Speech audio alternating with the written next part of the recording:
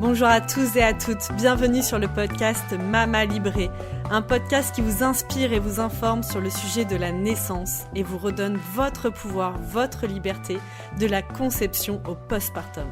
On parlera ici de naissance physiologique, de préparation à la naissance, d'allaitement, de conception et de postpartum. Si vous aimez ce podcast, n'hésitez pas à vous abonner, à partager sur vos réseaux sociaux et bien sûr, le top du top, à mettre 5 étoiles sur votre plateforme d'écoute. Bonjour Charlotte. Bonjour Anaïs. Je suis ravie que tu sois derrière mon micro aujourd'hui. Merci de me recevoir. Donc Charlotte Sigwald, toi tu es professeure de yoga. Mais oui, tout à fait, exactement. J'enseigne le yoga depuis 2008 et je suis dans la région d'Albertville en Savoie. Voilà, donc professeur de yoga, donc tu enseignes en cours particulier, mais aussi tu formes d'autres professeurs de yoga. Oui, c'est ça, je donne des cours hebdomadaires, donc ils sont accessibles au tout public. Et puis ce qui m'occupe principalement dans mon activité, c'est la formation de professeurs, que ce soit une formation initiale de professeur de yoga, donc c'est-à-dire pour des pratiquants qui ne sont pas encore professeurs et qui font cette toute première formation initiale, ou alors des cursus et des modules plus courts qui s'adressent à des professeurs déjà formés qui veulent se spécialiser. Donc je m'occupe du yoga et du féminin sacré et aussi du yoga prénatal. Donc on te retrouve facilement sur ton site Yoga Montagne, yoga-montagne. Oui, c'est ça, yoga-montagne.com. Ok, aujourd'hui je voulais te recevoir et je suis ravie que tu sois là pour témoigner parce que tu vas faire partie des premiers témoignages d'accouchement à domicile sur le podcast Mama Librée. Eh bien, écoute, je suis très honorée, c'est toujours une joie de pouvoir partager ces accouchements qui ont été fondateurs dans mon cheminement de femme. Donc en fait, comment t'es venue cette idée saugrenue d'accoucher chez toi?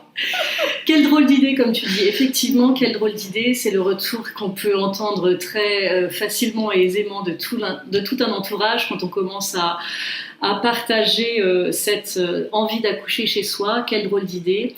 Je pense sincèrement, Anaïs, qu'au fait, ça se traçait dans mon chemin par rapport à quelque chose, une blessure que j'avais à guérir de ma propre naissance, qui a eu lieu, je le sais, donc effectivement des récits de ma maman, à l'hôpital, dans une clinique, dans une césarienne d'urgence. J'étais à ce moment-là donc avec ma sœur jumelle et l'accouchement s'est pas passé exactement comme envisagé. Pour l'équipe médicale à ce moment-là, il y a eu une césarienne d'urgence. Évidemment, mon mental ne se rappelle pas de ça, mais mon chemin autour de l'intérêt autour de la naissance et de la physiologie de la naissance a été tel toute ma vie que j'ai compris au fur et à mesure qu'il y avait quelque chose à guérir ici. Ok, et en fait, comment tu as cheminé vers cette guérison? C'est curieux parce que ce que je viens de te dire, je m'en suis pas aperçue tout de suite, mais j'ai bien vu que je cheminais, et puis j'ai bien vu quand j'en parlais aux copines, j'étais toujours bien renseignée, même bien longtemps avant mes propres enfants, mes propres grossesses, j'étais toujours bien renseignée. Une copine enceinte et je lui explique ceci, puis je lui explique cela, puis ma copine me dit mais comment tu sais tout ça toi? Ben, c'est normal, tout le monde sait ça. Et j'ai vite compris qu'en fait, non, tout le monde ne savait pas ça, que j'avais déjà lu des livres, que j'avais déjà écouté telles émissions, tels articles, et que je m'étais très naturellement penchée sur le sujet. Donc, bien avant mes premières grossesses, j'avais déjà un bon niveau de connaissance autour de l'accouchement physiologique et de la grossesse physiologique. Et mes sœurs aussi, j'ai 2 sœurs qui ont eu des enfants avant moi. J'ai pu suivre leur grossesse et puis tout ce qu'elles ont fait dans la prépa à naissance et j'étais tout à fait au vif du sujet. Donc du coup, tu étais déjà bien sur ce chemin. Tes sœurs, elles ont accouché aussi physiologiquement? Tout à fait. J'ai 2 sœurs qui ont eu chacune 3 enfants et toutes les naissances ont été physiologiques. Et du côté de mon frère, exactement. Donc dans tous les cas, dans toute la famille, il y a eu la physiologie de la naissance, c'était quelque chose qui primait. On résonne tous sur le même chemin. Vous raisonnez tous en ocytocine. Ocytocine et chant de home, on en reparlera tout à l'heure. Bain de home, tout à fait. Ok, et du coup, avec ton conjoint, quel a été votre parcours vers ces naissances? Écoute, c'est assez curieux parce que bien avant la grossesse de notre premier enfant, j'avais, moi, dans une intention professionnelle, je m'étais inscrite à une formation sur l'accouchement physiologique, le sujet me passionnant. J'envisageais d'y aller seule, et parce que ce n'était pas du tout un projet d'enfant à ce moment-là dans notre couple, et puis pour une raison d'organisation, il fallait se rendre à Lyon, et puis là où on voulait aller le lendemain, dans tous les cas, Auré vient avec nous. Et on y va tous les deux. En tout cas, on y va tous les deux. Mais lui a un peu l'impression de tomber là comme un cheveu sur la soupe. Moi, j'étais très, très intéressée par le sujet. Et nous voilà parmi toute une équipe d'autres couples, au fait, qui étaient soit dans un projet concret d'enfant, ou soit dans vraiment une grossesse engagée. Et chacun était à un terme, à 6 mois de grossesse, à 4 mois. Et nous voilà tous les deux. Et vous voulez avoir des enfants? Non, pas tout de suite. Vous êtes pas enceinte? Non, je suis pas enceinte. Alors c'était un petit peu curieux. Mais il a lui-même un grand intérêt naturel pour apprendre des nouvelles choses. Et très vite, le groupe était sympa. Et il s'est pris au jeu. Et il s'est pris au jeu de toute cette connaissance d'accouchement physiologique. Alors ça, Anaïs, c'était 4 ans au moins avant notre première grossesse. Donc on a fait cette formation très intense, au fait, qui s'adressait aux professionnels de l'accouchement et puis aux couples déjà en attente d'enfants. Plusieurs années avant. Alors ça a cheminé, au fait, ça a cheminé chez lui, et puis j'entendais dire ensuite à son frère, mais tu sais l'ocytocine, et puis ceci, puis cela, et le voilà déjà ambassadeur, lui, en tant qu'homme, de l'accouchement physiologique, bien avant notre première grossesse. Donc ça, c'était le chemin ça a pris tout ce chemin, et c'était très, très joyeux, réjouissant de le voir déjà comme ça intéressé par le sujet. Ouais, déjà prêt, en fait, déjà dans cette dynamique. Ouais. Et pourtant, à ce moment-là, on parlait pas du tout de si un jour on aurait des enfants, on s'est juste renseigné sur comment ça se passait. Le sujet de nous, très concrètement par rapport à des enfants et un projet de famille, c'était pas au programme. On avait dit ni oui ni non, mais c'était pas au programme. Et le jour donc, où t'es tombée enceinte, écoute, je m'en rappelle très bien parce que donc secrètement, j'avais envie. Alors, j'avais jamais formulé avec lui mon désir d'accoucher à domicile, parce que même cette formation sur l'accouchement physiologique initial prévoyait un accouchement physiologique éventuellement à la clinique. Ça, je ne voulais pas spécialement dire à la maison. Donc moi, je lui avais jamais dit au fond de mon cœur que j'aurais aimé accoucher à la maison, parce que j'attendais ça je voulais pas dévoiler ce secret un peu du fond de mon cœur. C'était trop important. Donc ça y est, me voilà enceinte, la grossesse est confirmée, et on évoque ça. Et je lui dis, il amène le sujet sur la table et il dit, tu voudrais accoucher où? Et là, je me lance. C'est le moment de le dire. Même maintenant que il ne peut plus partir. Ouais, j'ai une petite émotion qui monte maintenant, et je me lance et je lui dis, je voudrais accoucher à la maison. Et là, je vois cet homme solide, large d'épaules, qui me pose un d'accord. Et ce d'accord, Anaïs, il est tombé du ciel tel une fondation solide, un socle fondamental, d'accord. Et c'était calé. Et déjà là, que l'homme dise d'accord, c'était la base, je pense, du succès de cet accouchement qui a eu lieu à la maison. D'accord, on y va ensemble. Et là, déjà, tout était posé. Donc, on s'était déjà formé, on avait des notions assez mentalisées. Et là, il dit d'accord et on y va. Et dans son structure protectrice à lui, on y va. Magique. Quand tu le dis, ça me donne la chair de poule, c'est trop beau. Mais oui, parce que c'est ce dont tu parles, là, cette structure et cette vraiment force protectrice de l'homme, elle est primordiale dans le besoin de protection qu'a besoin la femme dans l'accouchement physiologique. C'est primordial. Résolument. C'est la voie de réalisation de l'accouchement physiologique dans mon entendement. Alors, je voudrais pas, en disant cela, exclure les femmes qui choisiraient d'enfanter sans homme, parce que c'est aussi un choix qui est tout à fait honorable, ou les femmes qui vivent dans un couple homosexuel, mais une autre personne peut alors prendre un rôle de protecteur. Mais dans tous les cas, que ce soit l'homme masculin, tel on l'entend, ou la compagne dans un couple homosexuel, ou quelqu'un d'autre qui soit là, au fait, qui est quand même un projet qui s'initie avec un accompagnant qui prend un rôle de protecteur pour que la femme puisse plonger dans cette profondeur qui est nécessaire lors de l'accouchement physiologique. En tout cas, là, dans mon histoire, c'est un homme, et il a dit d'accord, et c'était lancé. Oui, parce que, en effet, moi, j'ai des témoignages de femmes qui ont accouché à la maison, et leur figure protectrice, par exemple, c'était même une maman. Voilà, tu vois, qui était présente, parce que le papa, il n'était pas présent à ce moment-là, et c'était cette figure-là. Et du coup, tout le projet d'accouchement à la maison, d'accouchement physiologique, s'était construit de cette manière-là. Donc, mais en effet, voilà, la figure, le fait d'avoir quelqu'un à nos côtés qui soit là un peu comme figure protectrice, c'est plus ça dont on parle ici, quelqu'un qui va connaître voilà quelle est la physiologie, qui va connaître suffisamment bien la maman pour savoir décoder, décrypter, c'est quoi le besoin là, ça bloque, tiens, quelle insécurité est venue se jouer là et comment... Enfin voilà, faut nous connaître dans notre intimité, c'est vraiment un moment de grande intimité, l'accouchement physiologique.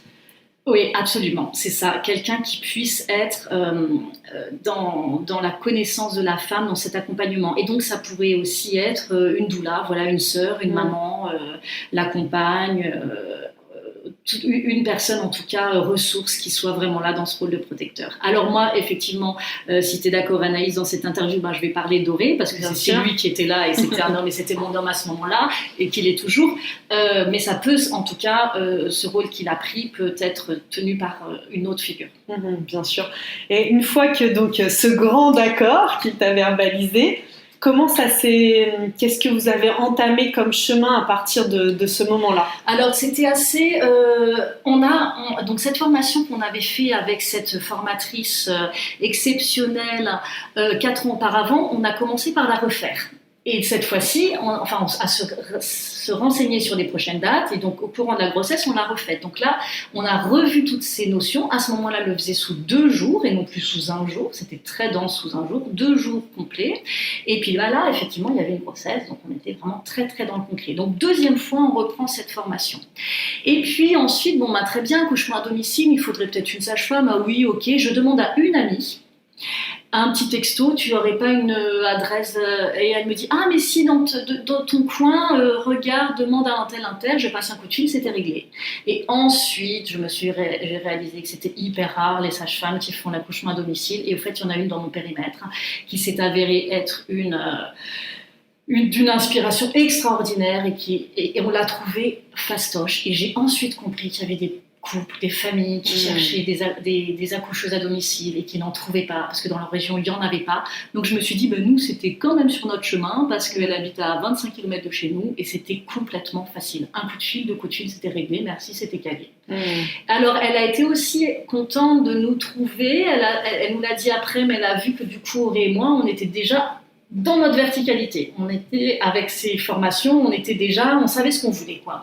Donc pour elle, on était presque un couple fastoche à gérer. Accompagné, parce que vous aviez déjà les bases de qu'est-ce qui va permettre le bon déroulement d'un accouchement physiologique. Exactement. Donc déjà les bases dans le savoir d'avoir fait ces formations, mais aussi, j'ai dit tout à l'heure que je suis professeure de yoga, je veux dire une bonne hygiène de vie à la maison, une bonne alimentation, une bonne respiration, ça c'est des choses qui sont chez nous, déjà. Donc elle n'a pas eu besoin à nous rééduquer sur notre posture ou sur notre façon de faire, c'était déjà là. On pourra longuement aussi en reparler dans Mama Libré. Tout ça, ça fait l'accouchement physiologique. Je pense que la réussite d'un accouchement physiologique, il n'y a pas une recette, c'est une somme de toutes petites choses ici ou là, tout accumulé qui font qu'à un moment donné, ça se déroule comme on veut. Oui, bien sûr, qu'on met en place des prises de conscience de son corps, de ses émotions. Tu l'as dit en début d'émission, là, c'est hyper important aussi des différents blocages vis-à-vis de notre histoire. De notre propre histoire, voilà, qu'est-ce qui s'est passé, qu'est-ce qui s'est joué, qu'est-ce qui vient se rejouer, qu'est-ce qui vient être guéri au moment de ses naissances. Donc, Ça aussi, j'ai à cœur d'en parler, merci de revenir là-dessus Anaïs. Donc là, je parlais par rapport à un blocage de ma propre histoire, de ma propre naissance. Dans notre chemin de couple avec Aurélien, on avait déjà entamé un travail thérapeutique fondamental. Alors dans notre histoire, il s'avère qu'on s'adresse au même thérapeute qu'on voit séparément, mais c'est la même personne. Donc il y a des thérapeutes qui veulent pas voir 2 personnes du même couple, au fait, ça va au cas par cas, peu importe. Ce qui était intéressant pour nous, c'est que de voir le même thérapeute, c'est qu'on avait le même langage, la même façon de faire et les mêmes outils déclinés par ce thérapeute. Et on s'était déjà engagé dans quelque chose de conscience du soi et de soigner et guérir des blessures qui étaient là de longue date. Lui de son côté, moi de mon côté, occasionnellement en thérapie conjugale. Mais finalement, je crois que c'est de notre côté qu'on a surtout avancé chacun. Et sur un thérapeute, le même thérapeute sur le même langage. Et là, on avait déjà déblayé pas mal de choses. Pour notre histoire, ça a été assez... ça a été assez efficace. On a déblayé pas mal de choses. Et oui, je crois qu'une naissance, un accouchement, ça vient mettre en avant les choses qui ne sont pas encore soignées, pas encore guéries. Donc plus ça aura été nettoyé avant, plus l'accouchement de ses rêves on aura des chances de se rapprocher de l'accouchement de ses rêves. Il y a du travail à faire avant. Et nous, on l'avait déjà sacrément entamé. Donc, on continue. Dans tous les cas, la vie continue à réserver ses chapitres de nettoyage au fur et à mesure. Donc, on continue. Mais on en avait fait une bonne partie avant. Même si... je crois que c'est possible, même si quelqu'un a un projet d'accouchement physiologique et qui ne s'est pas engagé dans un travail thérapeutique de longue date, de longue haleine, il y a aussi des choses qui sont justes et on peut aussi peut-être, lors de la grossesse, commencer à se questionner là-dessus. Il n'est jamais trop tard en fait. Ce n'est pas parce que je témoigne que je m'y étais mis longtemps à l'avance que ce n'est pas possible de faire autrement. Mais en tout cas, pour nous, ça a été ça a fait une grande différence, je pense. Et dans les différentes clés auxquelles vous avez eu accès, en tout cas dans la formation dont tu parles, notamment avec Claire Michelin, là, sur l'accouchement physiologique, tu dirais que qu'est-ce que vous avez retenu et qu'est-ce qui vous a été indispensable? Alors même si en effet j'ai bien conscience que c'est, comme tu l'as dit à l'instant, c'est plein de petites choses cumulées, mais en tout cas pour toi, en quoi vraiment cet accompagnement, cette formation, elle vous a été précieuse Alors, elle a été précieuse sur une multitude de points, et là, sur quoi je voudrais insister, et c'est comme ça que Claire Michelin nous présente vraiment son approche de l'accouchement physiologique, c'est le rôle du père. Le rôle du père, qui est une clé géniale et fondamentale dans le bon procédé des déroulements physiologiques, parce que le père se doit de prendre une posture de protecteur, une posture de citadelle qui va permettre d'héberger tout ce qui doit se dérouler là dans le grand processus de l'accouchement qui va se dérouler. Et dans cette citadelle protectrice, le père fait protection, fait garde d'entrée et filtre au fait tout ce qui va pouvoir interagir avec la femme accouchante. Et finalement, la femme accouchante ne devrait avoir qu'un seul interlocuteur, son compagnon ou son accompagnant, et tout doit passer par le père qui est là pour, on va dire, faire tampon. Ainsi, la femme qui accouche peut alors vraiment laisser sécréter l'ocytocine. La fameuse ocytocine, cette hormone de la naissance, cette hormone de l'accouchement, et cette ocytocine qui est une hormone très timide. Donc face à n'importe quel stimuli de stress, l'ocytocine disparaît, se fait toute petite dans un petit coin et le reste prend place. L'ocytocine, c'est ce qui va permettre la péridurale naturelle. Donc, les endorphines. Ne pas avoir mal. Et ce qu'on souhaite dans l'accouchement physiologique, c'est justement la plus grande sécrétion d'ocytocine. Simplement, s'il y a des stimuli extérieurs constants, l'ocytocine, elle se fait toute timide et elle n'est pas sécrétée autant que nécessaire. Donc le père, au fait, il a un rôle de citadelle protectrice afin que la femme n'ait qu'une seule chose à faire, c'est s'installer dans son bien-être. Et ça, merci Claire Michelin, ça a été tellement fondamental qu'elle nous présente les choses comme ça. Aurait pris ce rôle à bras-le-corps, et aujourd'hui encore, je l'entends discuter avec d'autres hommes de son entourage qui s'apprêtent à accoucher. Et alors, il est un grand ambassadeur du rôle du père dans les accouchements. Citadelle. Le père citadelle, tout à fait. J'aimerais juste revenir sur quelque chose qui est primordial pour moi. En effet, Claire Michelin, on a suivi toutes les deux cette formation d'accouchement physiologique. Elle parle du père citadelle et juste de cette notion de ces sécrétions en fait au niveau hormonal, justement de pouvoir bien sécréter cette fameuse hormone qui est j'ai un trou maintenant. Pendant la grossesse, l'ocytocine, ouais, pardon, tu vois, j'étais dans d'autres trucs déjà. Donc l'ocytocine qui est vraiment, comme tu disais, une hormone timide et qui va venir disparaître dans les différents stimuli de stress, et que les stimuli de stress, c'est de la lumière trop forte, c'est un bruit, c'est une personne qui rentre, c'est quelqu'un qui arrive, qui va parler trop fort, c'est la sensation de froid. C'est toutes ces sensations qui vont générer une forme de stress pour la maman. Ça, c'est très intéressant que tu remettes le point là-dessus, parce que pour le commun des mortels, une situation de stress, ça voudrait dire il y a un incendie, il y a un accident, vite. Au fait, quand une femme accouche, un stimuli de stress, c'est pas ça. C'est il y a trop de lumière, il y a du soleil. Alors il faut baisser les stores. C'est j'entends trop la musique des voisins. Alors on va frapper chez les voisins, on baisse la musique. J'entends il y a le voisin qui fume, je sens la cigarette, ça me gêne. Il y a voilà, j'ai faim, j'ai froid, et tout ça, c'est des stimuli de stress. Habituellement, c'est ça qu'il faut mettre sur stimuli de stress. Et c'est au père, justement, une femme qui a faim, elle passe dans un autre mode hormonal, et il va falloir chercher à manger. Et donc, elle est plus simplement dans la grande détente absolue nécessaire pour laisser sécréter l'ocytocine. Donc ça, c'est bien que le père vraiment comprenne, en fait. Si à un moment donné, le père citadelle qui voit que sa femme sort de son état un petit peu intériorisé, s'agite, a mal, et ben alors qu'est-ce qui est venu entraver son bien-être? Alors ok, elle a froid, on a ouvert la fenêtre, on sent la cigarette qui arrive de l'extérieur, elle a faim, elle a trop chaud, il y a trop de bruit, la belle-mère vient d'entrer, est-ce qu'il n'y a pas une personne de trop dans la pièce, ou est-ce que qu'est-ce qui a pu la stresser? Et ça, c'est au père de comprendre qu'un stimuli de stress, c'est aussi bateau qu'au fait, le coucher de soleil c'est fabuleux, il rentre par la pièce. Non, il y a trop de lumière, stress.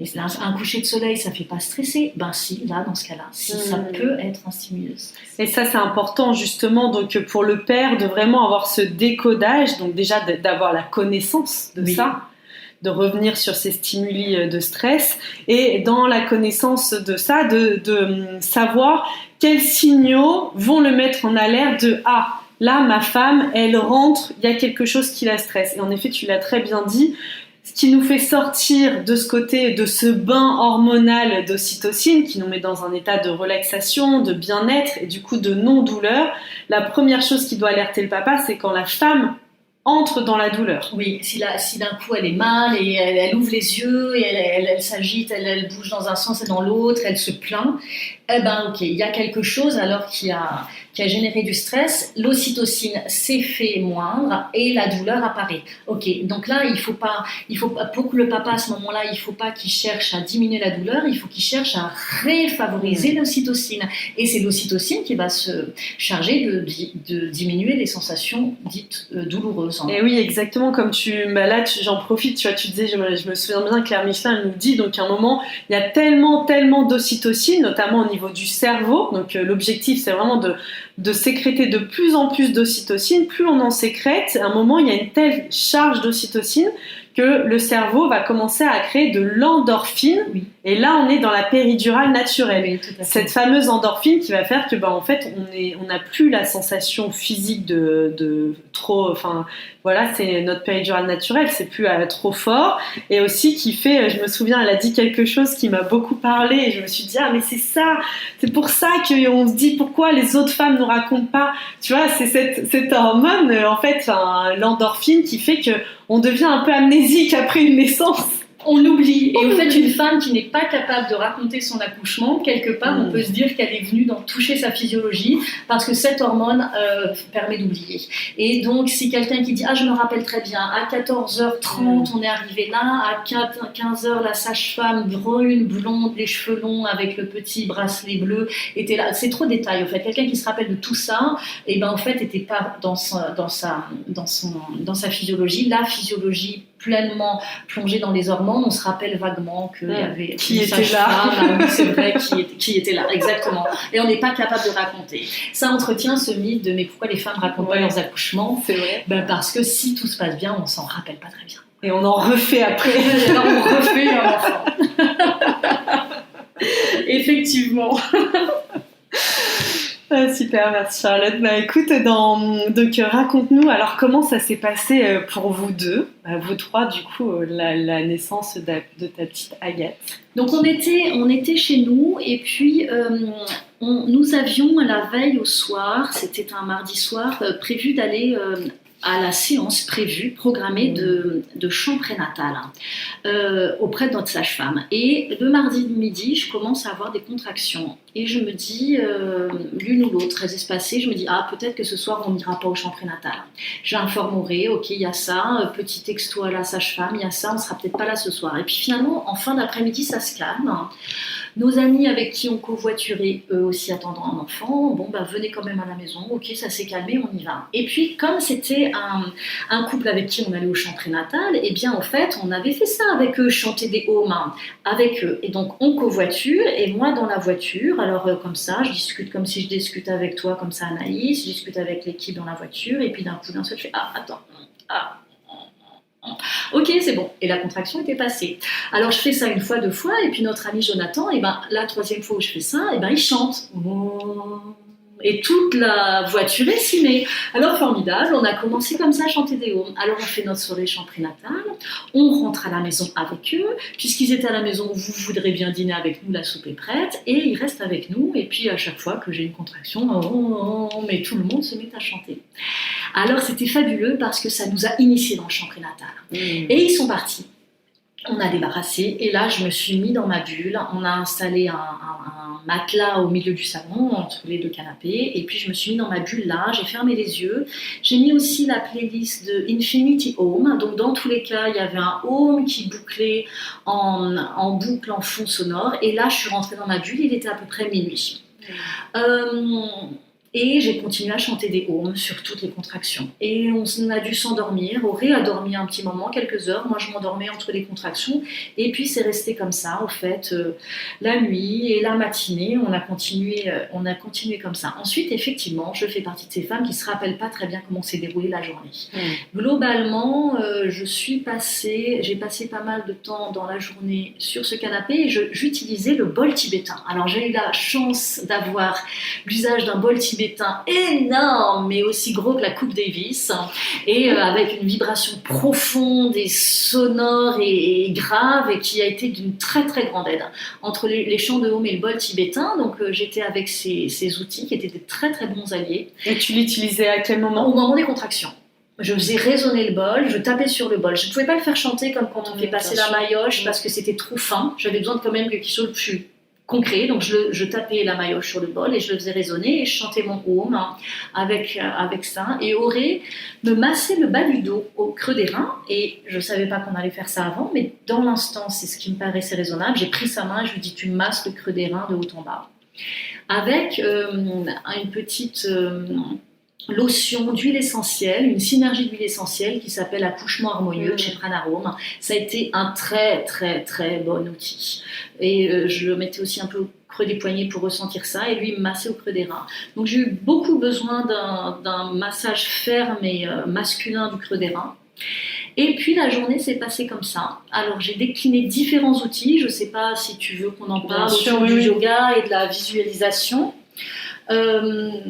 Notamment les visualisations de la vague qui arrive et qui repart. Et la vague, ça arrive et ça repart. Alors, on peut choisir, et ça c'est quand même des années de yoga qui m'ont entraîné à faire ça, on peut choisir de rester concentré sur le pic d'intensité. Ou on peut choisir de rester concentré sur le creux d'intensité. Finalement, n'importe comment, ça monte et ça descend.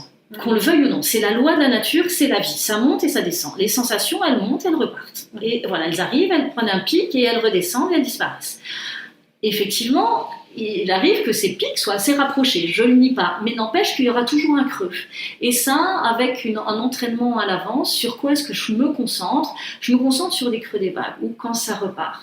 Et ça a été d'une grande aide, de me concentrer sur les creux d'intensité entre les contractions. Et puis différentes visualisations de la vague qui déroule, et toutes ces visualisations, je les avais trouvées dans les ouvrages de Martine Texier, sur sa préparation prénatale, qui ont été très très justes et très très fins. Donc ça, je recommande vraiment aussi toute l'approche prénatale de Martine Texier, et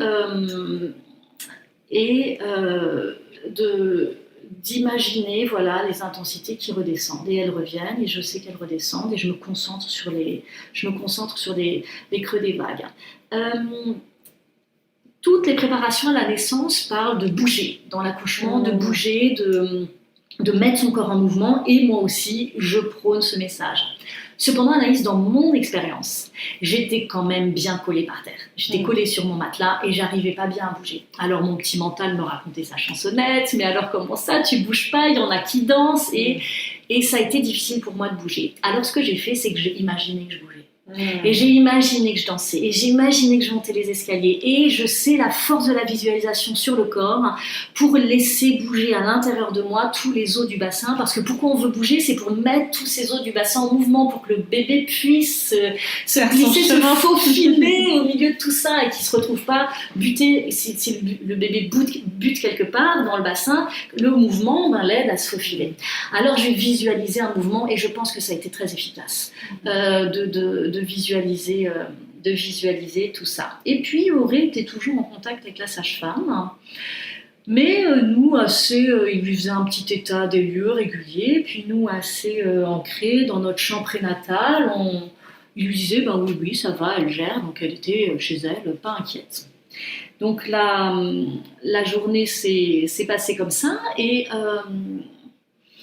et vers la fin d'après-midi, quand même, je lui demande s'il a appelé la sage-femme. Et puis, alors, peut-être que c'est venu de moi, mais tu vois, je ne me rappelle pas très bien. Dire, peut-être que tu pourrais l'appeler ou lui dire de venir. Et elles ont l'habitude de travailler par deux. Et il y en a une qui vient en avance et qui fait un petit état à l'autre, dépêche-toi, ou prends ton temps, ou c'est déjà fait, voilà. Et l'autre vient ensuite. Alors, à ce moment-là, on est en fin d'après-midi, et il me dit, écoute, j'ai appelé la sage-femme, mais comme il était toujours pas inquiet, et puis toujours pas pressé, elle a pris le message, pas inquiète et pas pressée non plus. Et elle lui dit, écoute, j'organise la babysitter pour, elle, ses propres formalités, pour se libérer chez elle, et puis pour venir quand elle pourra. Ok, très bien, la sage-femme est en route. Très important. Je pense qu'il y avait au fond de moi un petit programme alors qui a enregistré la sage-femme est en route. Je me souviens pour la naissance de mon fils, je me rappelle du moment de l'arrivée des sages-femmes, de comme, allez, c'est bon, c'est ok, elles sont là, on y va, quoi. Tout à fait. Moi, donc elle n'était pas encore là, mais la sage-femme est en route. Et à ce moment-là, je me suis levée. Et on a marché dans cette technique où finalement le père va marcher en marche arrière, mais il présente ses avant-bras, paumes tournés vers le ciel. La femme accouchante peut poser ses avant-bras déposés dans les avant-bras de l'homme, et puis se laisser aller les yeux fermés. L'homme marche en marche arrière sur un petit balancier, et la femme avance comme ça. Et ça a été une technique que Claire Michelin nous a enseignée, que j'ai faite en fin vraiment de travail. Et alors, c'était très, très efficace. Et puis quand une contraction arrivait, je m'approchais à son cou, on chantait des haumes, lui avec son haume assez grave, qui m'aidait énormément, son haume à lui. Et puis on a marché comme ça, et jusqu'à ce que finalement la sage-femme arrive, passe la porte, et donc là je comprends qu'elle rentre, mais je la calcule pas du tout, je l'avais prévenue avant, que j'étais complètement dans mon monde. Donc là, elle était enceinte elle-même, donc il fallait l'aider un petit peu à décharger des trucs dans sa voiture. Donc là, Auré me quitte et va un petit peu s'occuper de la sage-femme. Ça a été un passage un peu pénible, mais bon, je reste dans ma bulle. Et je crois, Anaïs, qu'à ce moment-là, au fait... donc ma fille s'appelle Agathe. Agathe et moi, on était prêtes à accoucher. Mais au fait, on a attendu. On a attendu qu'elle arrive finalement. En fait, je pense qu'on était prêtes, mais moi, c'était aussi ma première grossesse. Je n'avais pas perçu ça, je l'ai compris a posteriori. On était prêtes pour la naissance. On a attendu finalement qu'elle arrive. Et une fois que la sage-femme a passé la porte, l'enfant était là moins de 40 minutes plus tard. Donc ensuite, on a fini cette petite tour là dans notre pièce à marcher comme ça, tel les deux pantins, jusqu'à se retrouver sous le lieu où Auré avait accroché une écharpe de portage qui était là pour faire office de support. Et je me suis installée dans l'écharpe, enroulée derrière les épaules, puis enroulée autour des bras, et je me suis installée là. Bonne posture pour la sage-femme qui a pu s'agenouiller devant moi, et puis constater où on en était.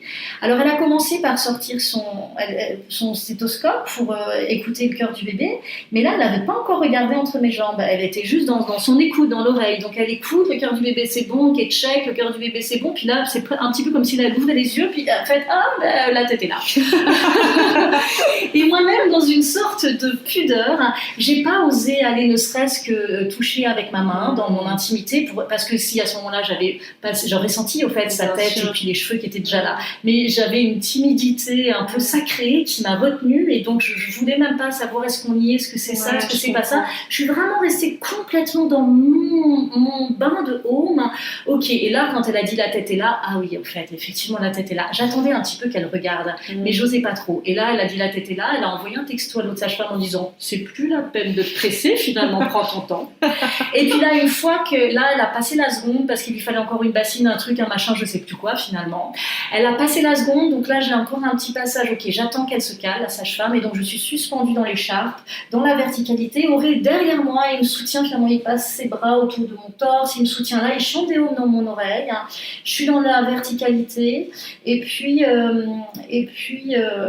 une fois, elle s'agenouille devant moi, prête à réceptionner l'enfant, parce que dans cette posture, Anaïs, au fait, c'est évident que au fait, l'enfant, il va descendre au sol, quoi. Enfin, ou tomber par terre. En fait, il va tomber par terre. Il faut quelqu'un, là. Il me faut des mains. Moi, j'ai besoin de mon homme derrière le creux de mon oreille, mais il faut des mains. Donc, une fois qu'elle est arrivée là, c'était fait en 3 contractions.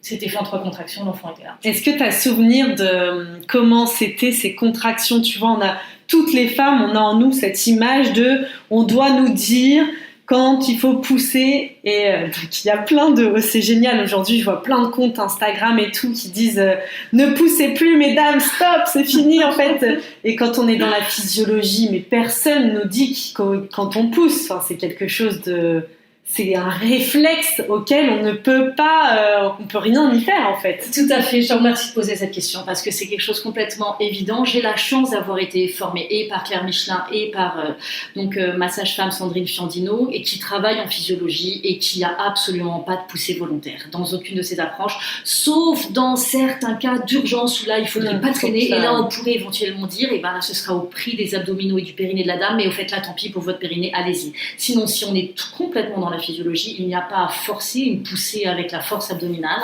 c'est l'utérus qui s'en charge. Ceci étant dit, le seul rôle qu'a à faire la femme accouchante, c'est de se détendre.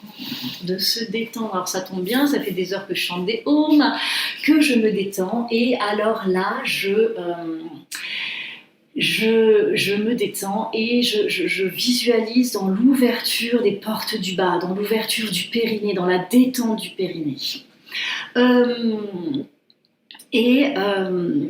Je me visualise avec ça, et effectivement j'ai senti ces poussées utérines qui ont lieu au fait. C'est pas il faut pousser ou il ne faut pas pousser, ça se fait. Ça pousse en fait. L'utérus, c'est sa fonction. À un moment donné, il veut expulser cet enfant. Donc l'utérus, il pousse, c'est ce qu'on appelle une contraction, c'est hyper intense, surtout pour ces contractions finales où il faut quand même sortir un bébé, même un gros bébé, et donc ça pousse. Et là, j'ai été quand même bien informée de ce processus, donc j'avais en tête qu'une seule chose, je me détends et je laisse descendre mon bassin, mon périnée, et je laisse ouvrir.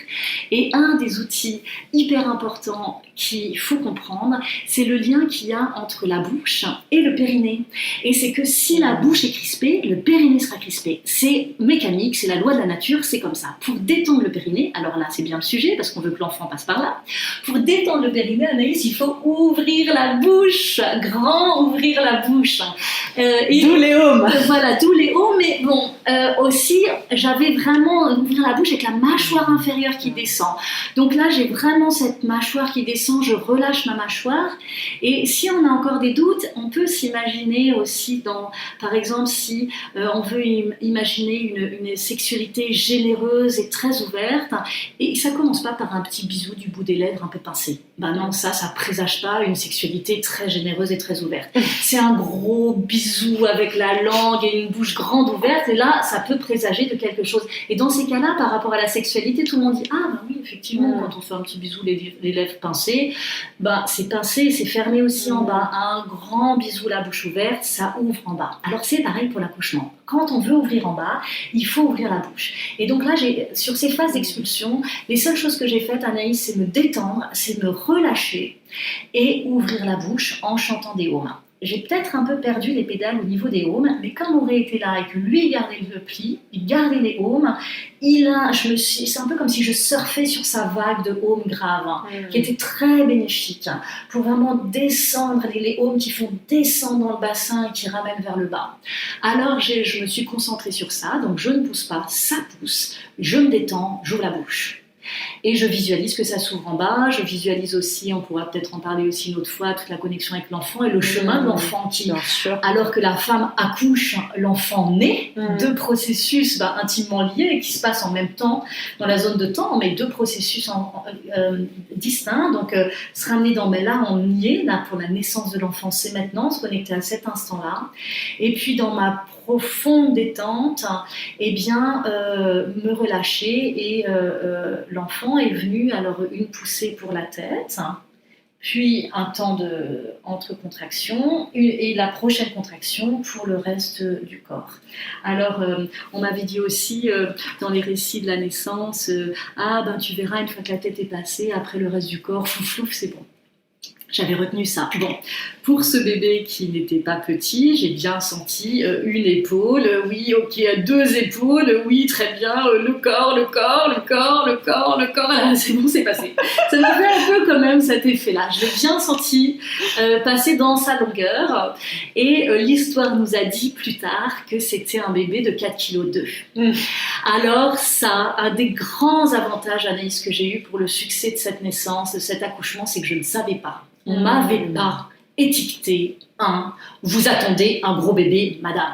Et ça, j'avais pas eu ça. Et quel cadeau de pas avoir ça. Parce que ce genre d'affirmation absolue, ça plombe une naissance, ça plombe un accouchement. C'est un gros bébé, ça passera pas. Donc moi, je m'attendais pas à ce qu'il soit petit parce que mon ventre de grossesse était généreux, mais je ne savais pas si c'était un gros bébé, madame, ou pas. Donc c'était un bébé et je l'ai senti passer. Alors voilà, même on peut faire des bébés de 4,2 kg à la maison. En fait, si on a éradiqué ces peurs en cours de route, ça sort, sauf s'il y a une pathologie qui a été peut-être cernée à l'avance. Mais effectivement, l'enfant, la nature est bien faite et la taille des bébés et la taille des mamans se proportionnent. Donc un bébé, même s'il fait 4,2 kg, il sort aussi sans péridurale. Alors donc j'ai senti cet enfant passer et puis immédiatement, on l'a collé sur le ventre, j'ai lâché l'écharpe et là j'ai accueilli mon enfant et j'ai plongé dans cette rencontre absolument indicible qui est cette première rencontre avec le bébé qui vient naître.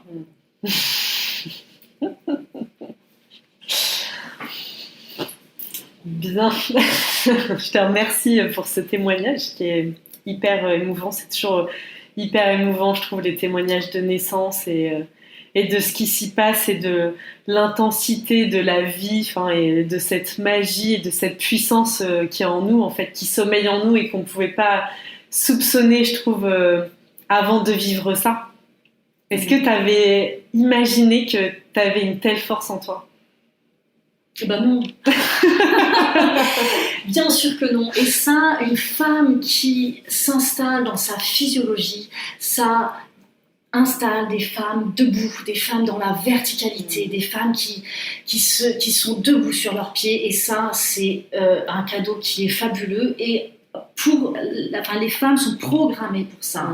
Et je trouve, maintenant chaque femme va faire son choix pour son accouchement, mais quand si par peur de plein de choses, on se jette les yeux fermés dans tous des protocoles médicalisés, au fait, on se passe d'une expérience de vie fondamentale d'aller accéder à cette puissance intérieure qui ne demande finalement qu'à se déployer, et l'accouchement dans sa physiologie est une opportunité génialissime pour la femme de s'installer au fond d'elle. Ensuite, une femme qui a pu accoucher comme ça, elle se laisse plus emmerder. Dans sa vie, elle se pose sur ses pieds et elle pose ses choses dans sa vie et ça se sent. Et au fait, c'est même plus qu'elle se laisse plus emmerder, elle vibre quelque chose dans ce sens-là et les gens autour d'elle, il y a une sorte de respect spontané aussi qui s'installe dans ça. Une femme qui accouche comme ça, elle marche dans la rue, elle est plus droite, elle est plus... Pas une fierté arrogante, mais une fierté profonde dans son milieu, une fierté juste d'incarner au fait la force de vie qui a à se développer comme ça, et c'est quelque chose effectivement qui est insoupçonnable avant de l'avoir vraiment touché. C'est pour ça tout à l'heure, avant l'interview, tu m'as demandé si je voulais témoigner de mon premier accouchement ou de mon deuxième accouchement. Le premier, il a quand même ça d'extraordinaire, c'est que le premier, quoi. C'est que c'est le premier. C'est que c'est le premier, et que alors on touche ça en tant que femme, on peut toucher ça et vraiment s'incarner dans cet état d'être une femme. Ce que m'a permis cet accouchement. Ouais, merci beaucoup. Non mais tout ce que tu dis, je bois tes paroles parce que c'est tellement ce que j'ai vécu aussi en vivant un accouchement physiologique, de cette puissance et c'est tout ce que j'ai envie de partager via Mama Libré, en fait, de la puissance qui sommeille en toutes les femmes et qui est là et qui est accessible à toutes, mais malheureusement aujourd'hui on ne nous la rend pas accessible, tu vois. Elle est pas, j'ai l'impression qu'on a encore du chemin, et c'est à nous les femmes de faire ce chemin de prise de conscience que est-ce que en fait vous avez envie de prendre à bras le corps on dit toujours, tu vois, le pouvoir ça se prend, ça se donne pas. Oui. Est-ce que tu veux reprendre ce pouvoir de femme ? Oui, exactement. Personne va te le donner, c'est toi qui vas aller le chercher, quoi. Et là, ce moment-là de la naissance, comme tu viens de le dire, c'est un moment, mais c'est exceptionnel, c'est une chance exceptionnelle de pouvoir aller connecter à cette puissance de vie, et je te rejoins complètement après, quand tu marches dans la rue ou dans qui tu es, dans tes projets, dans tes certitudes de vie qui n'appartiennent qu'à toi en fonction de ta vie, mais en tout cas il y a cette rectitude, et en fait il y a vraiment cette notion de, en fait les gars, moi je vais ici, qui même me suivent, et ceux qui suivent pas, mais en fait c'est pas grave, mais moi je sais que je vais là.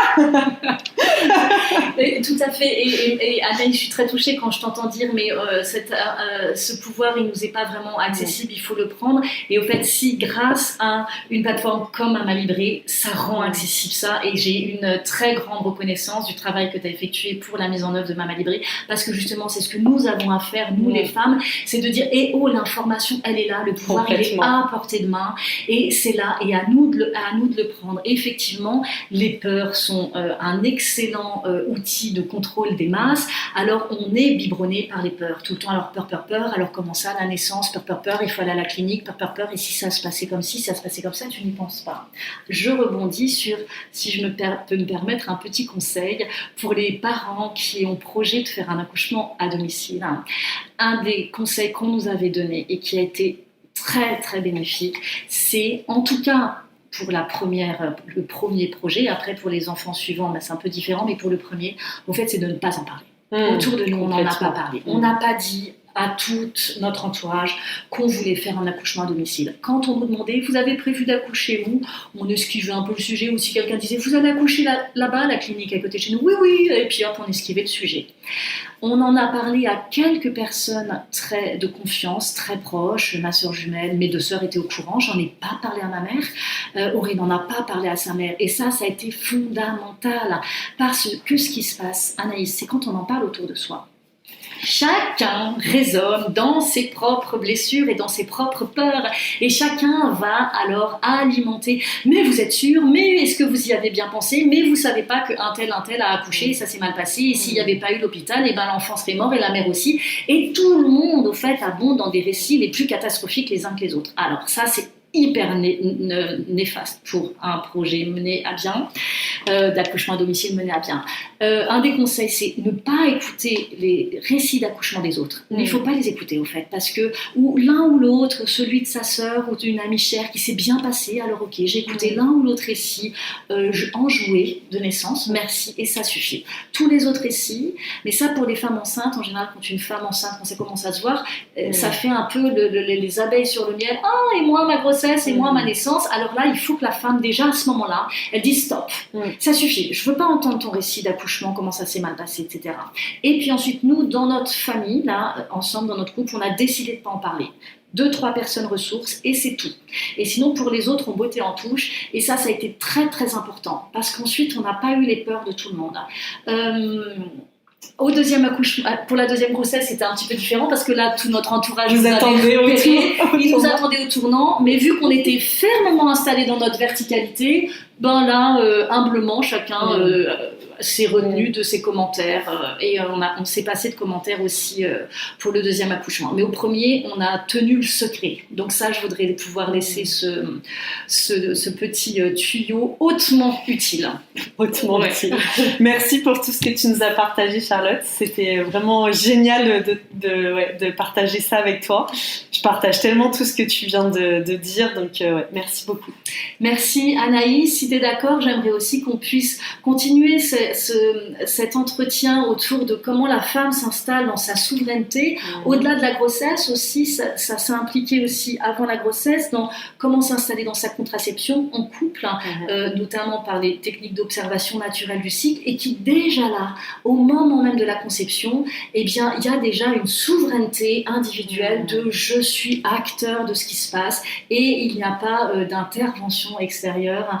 Alors ça pourrait peut-être faire l'objet d'un autre entretien et avec joie pour parler des méthodes d'observation du cycle qui sont des préliminaires au fait à une grossesse et un accouchement qui se déroulent. Mais c'est sûr, on fera un épisode là-dessus parce que ça fait 2 fois que le sujet revient, notamment le sujet que tu évoques, c'est la symptothermie moderne, un outil qu'on utilise toutes les deux et auquel on est formé et habilité pour accompagner les femmes. Donc évidemment, on fera un épisode là-dessus, c'est certain.